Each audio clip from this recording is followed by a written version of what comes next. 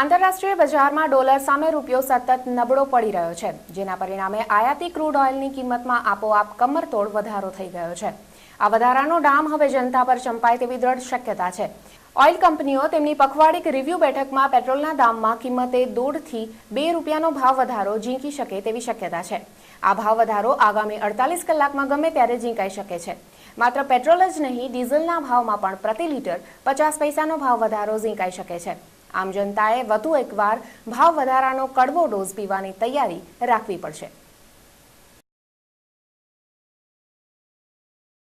નરેન્દ્ર મોદીને ભાજપે લોકસભા ચૂંટણી સમિતિના અધ્યક્ષ બનાવતા જનતા દળ યુ અને ભાજપ વચ્ચેના સંબંધો વધુ વણસી ગયા છે.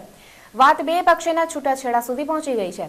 પટણામાં આજે આ અંગે બિહારના મુખ્યપ્રધાન નીતિશ કુમારે ભાજપ અંગે સૂચક રીતે કહ્યું હતું કે દુઆ દેતે हैं जीने की, दवा करते हैं मरने की, दुश्मनी का सबब ये है. જેડીયુના સૂત્રોના જણાવ્યા અનુસાર મોદીની પદોન્નતિના કારણે ભાજપ જેડીયુ વચ્ચેની 17 વર્ષનું જોડાણ ભંગાણના આરે આવી ગયું છે. આ તરફ બિહારમાં ભાજપનો ટેકો ન હોય તો અપક્ષોનો સાથ લેવા જેડીયુ તમામ રસ્તા અખ્તિયાર કરી રહ્યું છે. એક અપક્ષ ધારાસભ્યએ એવો દાવો કર્યો છે કે ટેકાના બદલામાં તેને પ્રધાન પદ ઓફર કરાયું છે. પાકિસ્તાનના કરાચીમાં થયેલા એક સશસ્ત્ર હુમલામાં કચ્છી પરિવારની 8 વર્ષની બાળકીનું મોત થઈ ગયું છે. આ ઘટનાના પગલે સમગ્ર કચ્છી અને હિન્દુ સમાજમાં આક્રોશ છવાઈ ગયો છે અને આખો સમાજ રસ્તા પર ઉતરી આવ્યો છે. ગુરુવારે કેટલાક તોફાની તત્વોએ કરાચીના લ્યારી વિસ્તારમાં અંધાધૂંધ ગોળીબાર કર્યો હતો, જેમાં આ બાળકીનું મોત થઈ ગયું હતું. આ ઘટના બાદ આસપાસ વસતા કચ્છી સમાજના લોકો પણ વિરોધમાં રસ્તા પર ઉતરી આવ્યા હતા, જેના કારણે કલાકો સુધી રસ્તા પર ચક્કાજામ સર્જાઈ ગયો હતો. પાકિસ્તાનમાં વસતા કચ્છી અને હિન્દુ સમાજને આ રીતે અવારનવાર ટાર્ગેટ કરી રંજાડવામાં આવતો હોવાનો આક્રોશ સ્થાનિક લોકોએ વ્યક્ત કર્યો છે. તો આ તરફ વેકેશનમાં રજાઓ ગાળવા લંડનના પ્રવાસે ગયેલી અને રહસ્યમય રીતે ગુમ થઈ ગયેલી ગુજરાતી કન્યા ઈમાન શાહનો પોલીસને હજુ કશો પત્તો મળ્યો નથી. ત્યારે લંડન પોલીસે ઈમાનના સીસીટીવી ફૂટેજ જાહેર કરી તેની માહિતી આપવા લંડનની જનતાને અનુરોધ કર્યો છે. 17 વર્ષની ઈમાન શાહ તેના માતા પિતા સાથે લંડન ફરવા ગઈ હતી. ગત સોમવારે તે લંડનના સૌથી વ્યસ્ત ગણાતી ઓક્સફર્ડ સ્ટ્રીટ ખાતે માતા સાથે ખરીદી કરવા ગઈ હતી. અહીંથી તે એકાએક જ ગાયબ થઈ ગઈ હતી. જે દિવસે તે ગુમ થઈ તેના થોડાક કલાકો પછી તે પરિવાર સાથે ભારત આવવાની હતી. આ ઘટનાએ લંડનમાં વસતા કચ્છી ગુજરાતી સમાજમાં પણ ભારે ચકચાર સર્જી છે. ઈમાન ગુમ થઈ ત્યારે તેની પાસે માત્ર થોડીક કેશ હતી, મોબાઈલ ફોન નહોતો તેવું તેની માતાએ જણાવ્યું છે.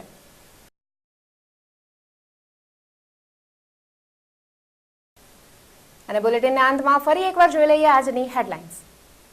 પૂર્વ કચ્છના પોલીસ બેડામાં ધરમૂળથી ફેરફાર, 7 પીઆઈ 30 પીએસઆઈ સહિત 355 જવાનોની સામૂહિક બદલી. એસઓજી એલસીબીમાં પણ કરાઈ ભારે ઉથલપાથલ. કચ્છ પર ઉતર્યો છે આકાશી વીજળીનો કેર. વીજળીના વિજ્ઞાન અને તેનાથી બચવાના ઉપાયો અંગે કચ્છ ઉદયનો વિશેષ રિપોર્ટ.